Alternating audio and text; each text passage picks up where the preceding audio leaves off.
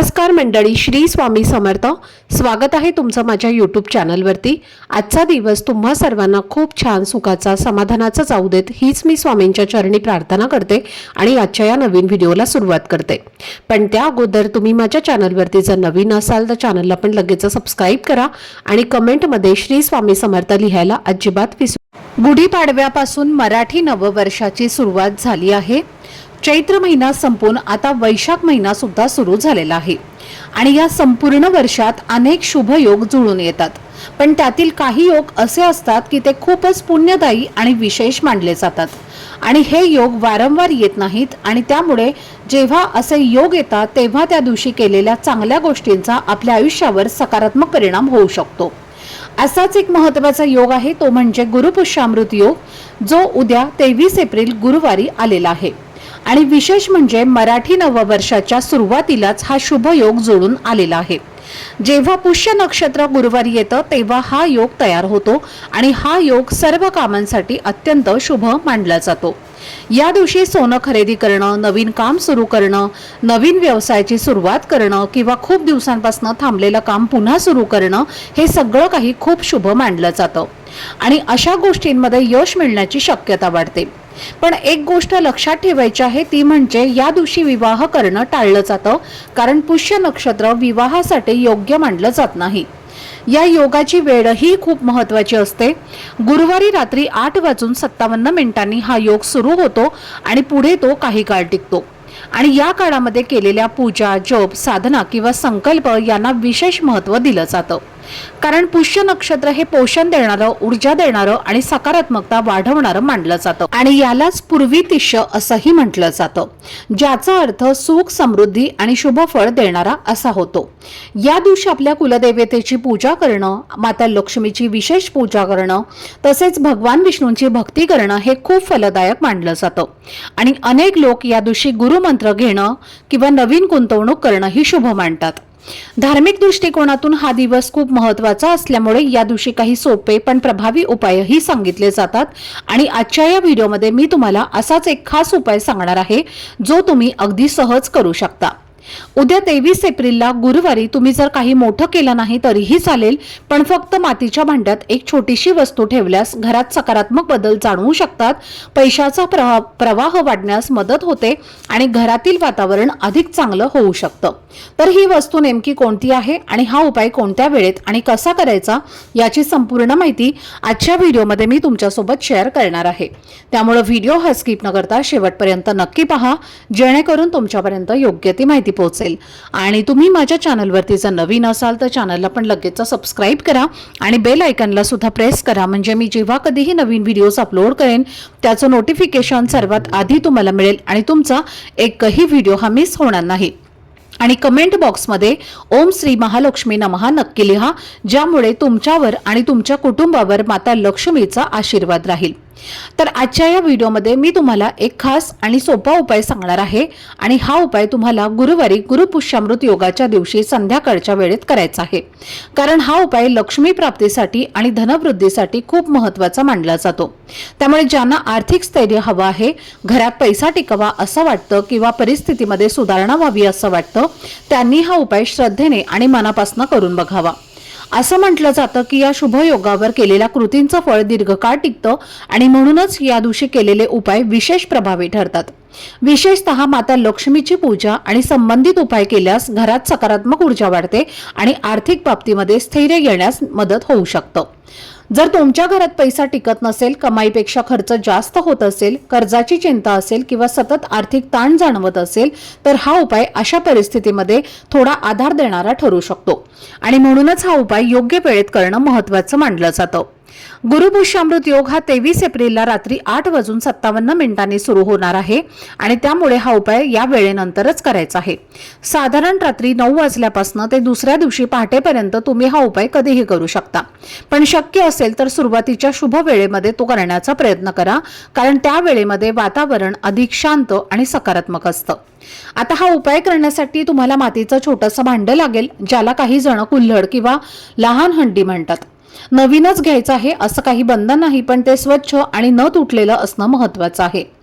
आणि ते वापरण्यापूर्वी ते स्वच्छ धुवून तुम्हाला घ्यायचं आहे, वाळवून घ्यायचं आहे, जेणेकरून संध्याकाळी वेळ झाल्यावर तर तुम्ही हा उपाय सुरू करू शकता।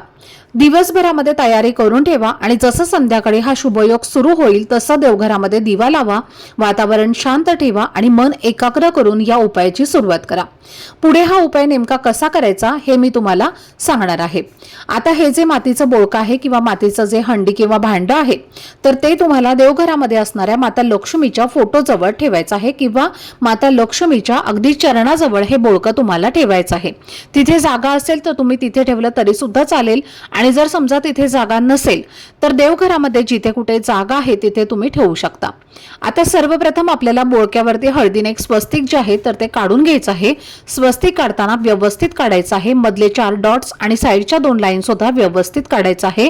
अर्धवट किंवा चुकीचं स्वस्तिक काढू नका, तर याची काळजी तुम्हाला घ्यायची आहे, नाहीतर कोणतंच फळ तुम्हाला मिळणार नाही।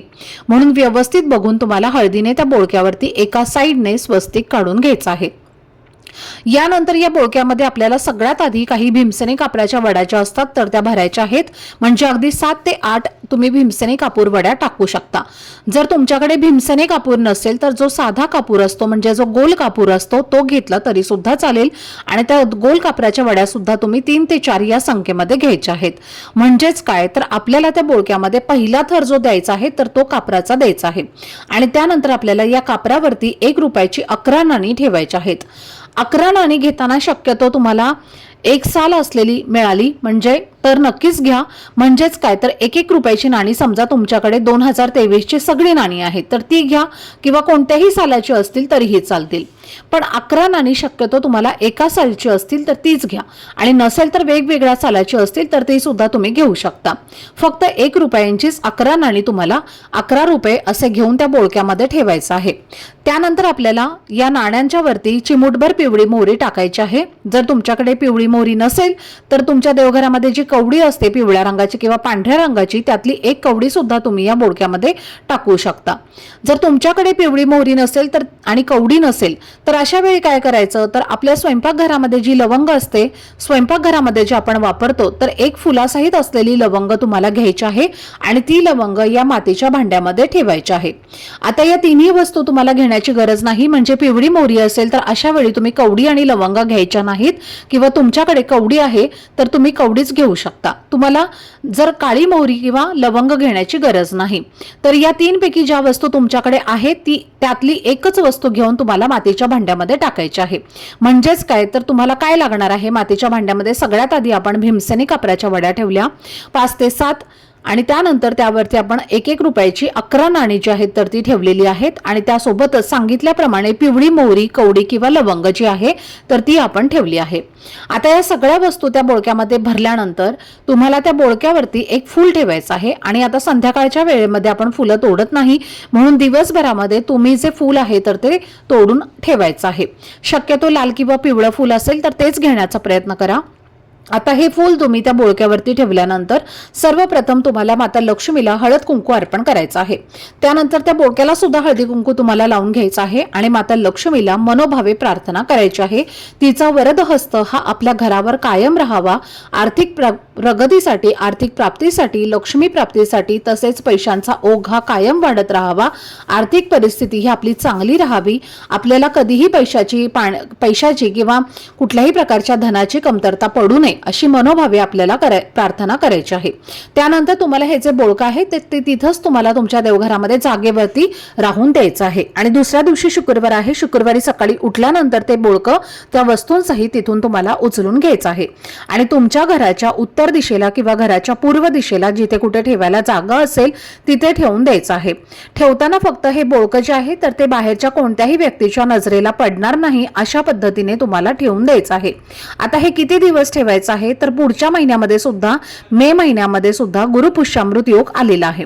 तर या दिवशी तुम्हाला काय करायचं आहे, नाणी जी आहेत तर ती काढून घ्यायची आहेत, कापूर जो आहे तर तो विरघळून जाईल आणि कवडी जी आहे तर ती तशीच ठेवायची आहे। पुन्हा तुम्ही गुरुपुष्यामृत योगावरती हा जो उपाय आहे तर तो करू शकता।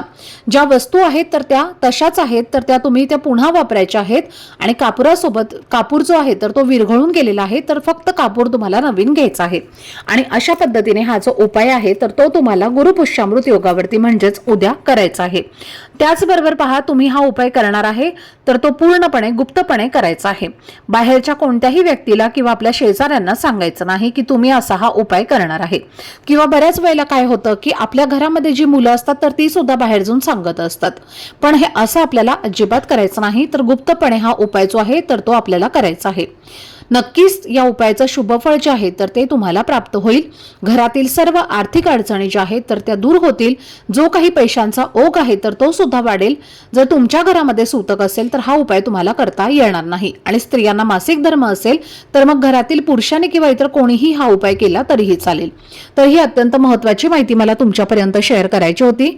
आजचा हा व्हिडिओ जर तुम्हाला आवडला असेल, माहितीपूर्ण वाटला असेल तर व्हिडिओला लाईक, शेअर आणि चॅनलला सबस्क्राईब नक्की करा। भेटूयात पुढच्या व्हिडिओमध्ये। तोपर्यंत सर्वांना श्री स्वामी समर्थ। धन्यवाद।